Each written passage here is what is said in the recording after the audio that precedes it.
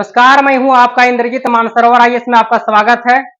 आज का current affairs the Hindu और पीआईबी पर आधारित है। वीडियो को अंत तक जरूर देखें क्योंकि हर समाचार परीक्षा के दृष्टिकोण से अति महत्वपूर्ण है। तो चलिए आज हम लोग बात करते हैं G7 शिखर सम्मेलन में भारत इटली द्विपक्षीय वार्ता की बात करेंगे। देखेंगे कि हाल ही में ये चर्चा में क्यों रहा है, मुख्य बिंदु इसका क्या है और देखेंगे अंत में वैश्विक जैव ईंधन गठबंधन क्या है। दूसरा हम लोग बात करेंगे बहुपक्षीय हवाई अभ्यास तरंग शक्ति 2026 की तैयारियां तेज कर दी गई है। तो लोग इसमें चर्चा करेंगे कि हाल ही में ये चर्चा में क्यों रही है, महत्व व उद्देश्य की हम लोग बात करेंगे। तीसरा हम लोग चर्चा करेंगे भीषण लू यानी कि हीट वेव का प्रकोप और मानसून का अग्रिम आगमन। इसमें हम लोग देखेंगे कि हाल ही में ये चर्चा में क्यों रहा है, मानसून की स्थिति क्या रही है, इसकी हम लोग चर्चा करेंगे।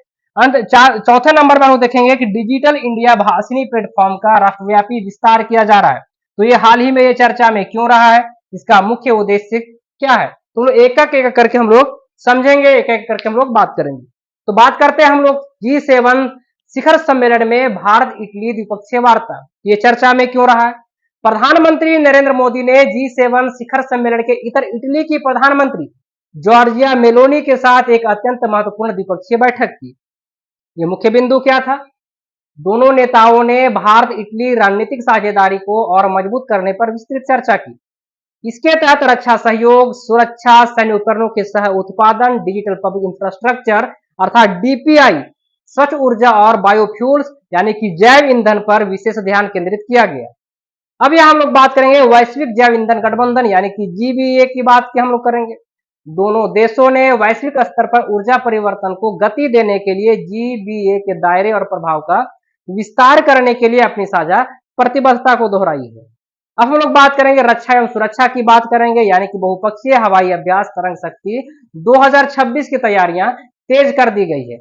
ये हाल ही में ये चर्चा में क्यों रही है, भारतीय वायुसेना अर्थात आईएएफ इस वर्ष आयोजित होने वाले अपने अब तक के सबसे बड़े बहुपक्षीय हवाई अभ्यास तरंग शक्ति की तैयारियों और शेड्यूलिंग को अंतिम रूप दे रही है।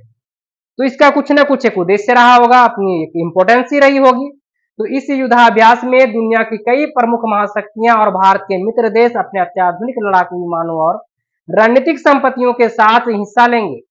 इसका मुख्य उद्देश्य वैश्विक वायुसेनाओं के बीच अंतर संचालनीयता को बढ़ाना और भारत के स्वदेशी रक्षा उत्पादों जैसे तेजस विमान और प्रचंड हेलीकॉप्टर की मारक क्षमता का प्रदर्शन करना है।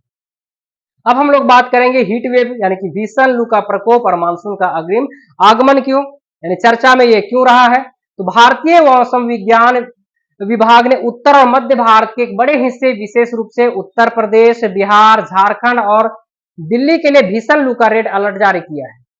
तो हम लोग देखेंगे कि मानसून की स्थिति क्या रही है। इसके विपरीत दक्षिण पश्चिम मानसून प्रायद्वीपीय भारत और पूर्वोत्तर राज्यों में समय से तेजी से आगे बढ़ रहा है।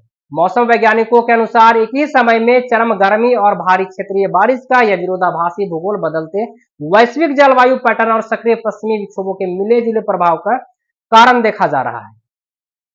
अब हम लोग यहाँ पे बात करेंगे राज्य व्यवस्था एवं शासन से हम जोड़ करके देख सकते हैं डिजिटल इंडिया भाषणी प्लेटफॉर्म का राष्ट्रव्यापी विस्तार।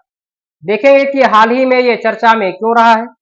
इलेक्ट्रॉनिक्स और सूचना प्रौद्योगिकी मंत्रालय ने एआई आधारित भाषा अनुवाद और संचार प्लेटफॉर्म भाषणी के व्यापक विस्तार और नए अपग्रेड्स की घोषणा की है। इसका मुख्य उद्देश्य सरकार का लक्ष्य भाषणी प्लेटफॉर्म को सभी प्रमुख केंद्रीय और राज्य स्तरीय सरकारी पोर्टलों, डिजिटल सेवाओं और लोक शिकायत निवारण प्रणालियों के साथ पूरी तरह एकीकृत करना है। इससे देश के ग्रामीण और दूरदराज के क्षेत्रों के नागरिक भी शासन केंद्रीय योजनाओं और शैक्षिक सामग्री का लाभ भारतीय संविधान की सभी 22 आधिकारिक भाषाओं में आसानी से उठा सकेंगे, जिससे डिजिटल विभाजन कम होगा।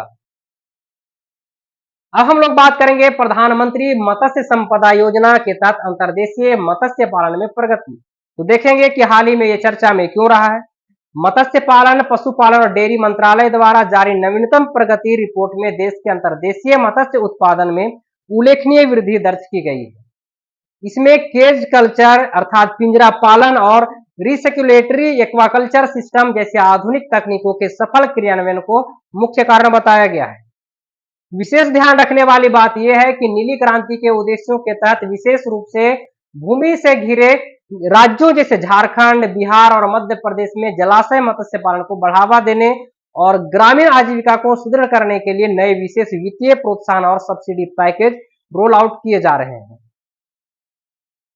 हम लोग प्रारंभिक परीक्षा के दृष्टिकोण से हम लोग बात करेंगे कि मलक्का जल मद अंतर्राष्ट्रीय समुद्री व्यापार मार्गों पर नौवहन की स्वतंत्रता सुनिश्चित करने और सुरक्षा चुनौतियों से निपटने के लिए भारत और आसियान देशों की नौसेनाओं ने इस रणनीतिक चेक पॉइंट के समीप एक संयुक्त गश्त और समुद्री अभ्यास का आयोजन किया। वहीं हम लोग बात करेंगे अंत में पीएम किसान योजना की 17वीं किस्त। केंद्र सरकार ने प्रधानमंत्री किसान सम्मान निधि योजना की 17वीं किस्त को आधिकारिक मंजूरी दे दी है। इसके तहत देश भर के 9.26 करोड़ से अधिक लाभार्थी किसानों के बैंक खातों में डीबीटी के माध्यम से वित्तीय सहायता सीधे हस्तांतरित की जाएगी। यदि आप चैनल पे नए हैं तो चैनल को सब्सक्राइब करें, लाइक करें, शेयर करें, कमेंट्स करें। बहुत बहुत धन्यवाद। जय हिंद।